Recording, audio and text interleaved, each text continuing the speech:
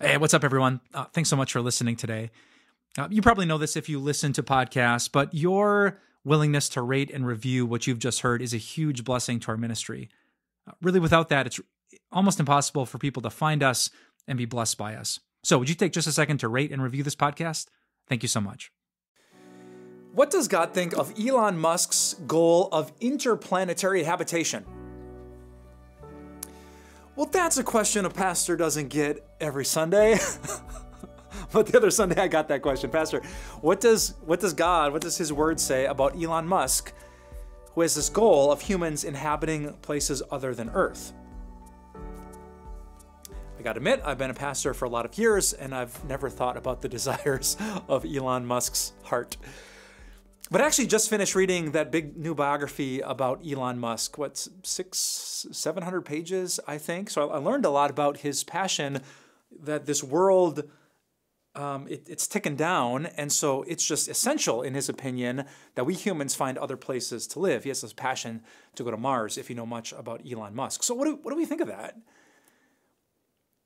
It might be connected to questions like, what about space exploration? What about NASA? What about getting to the moon? What about all these rockets and satellites? What about beyond Earth's atmosphere? What does the Bible say about that? Let me give you two concepts to keep in mind as we think about such ideas. One is that it's not just Earth that declares the glory of God. Like if you want to get excited about God, to think of him as God, glorious, magnificent, exalted, and magnified, Earth can do that in a lot of ways. The whole earth is filled with the glory of God, but it's not just Earth.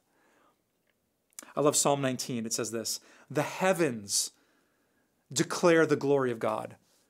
The skies proclaim the work of God's hands. Day after day, they pour forth speech. Night after night, they reveal knowledge.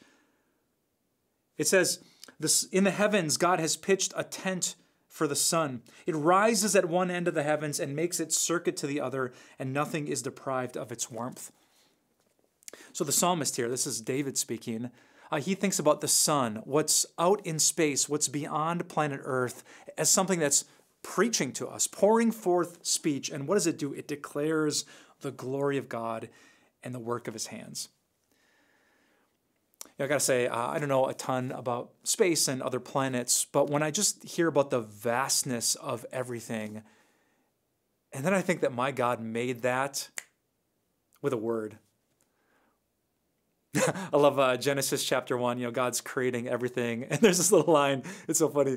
It says, and he made the stars. Oh.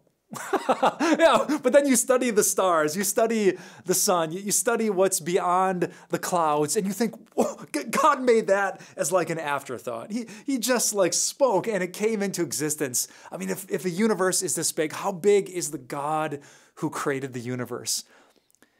And so do I see a great and noble purpose for Christians to explore the soil of this earth and the skies beyond it? Without a doubt, it declares the bigness, the glory, and the magnificence of God. Now, second, I would disagree with this idea that we have to get to other planets because this world is going to end by some human climate catastrophe. We do know from the teachings of Jesus and many passages in the New Testament that the world will not end like that. The world will actually end when Jesus comes back. And Jesus himself said on that day, people won't be living on Mars. He said they'll be eating and drinking, marrying, being given in marriage. Like, we'll still be right here on earth when our Savior Jesus Christ returns from the heavens. Now, I know Elon Musk is not a Christian. He doesn't claim to follow the Bible, so I don't expect him to believe that. But I would say that the Christians, we know that the story of Earth doesn't end with World War III or a climate catastrophe. It ends with the return of Jesus, his second coming, which happens on the last day or the judgment day. So there's a tension here, right? I want to care for the earth, I want to explore the universe to declare the glory of God, and we also know how the story ends when Jesus comes back to give us a whole new earth, which is when the fun really begins. So what does God think of Elon Musk? I think those two things held in tension are the right biblical answer.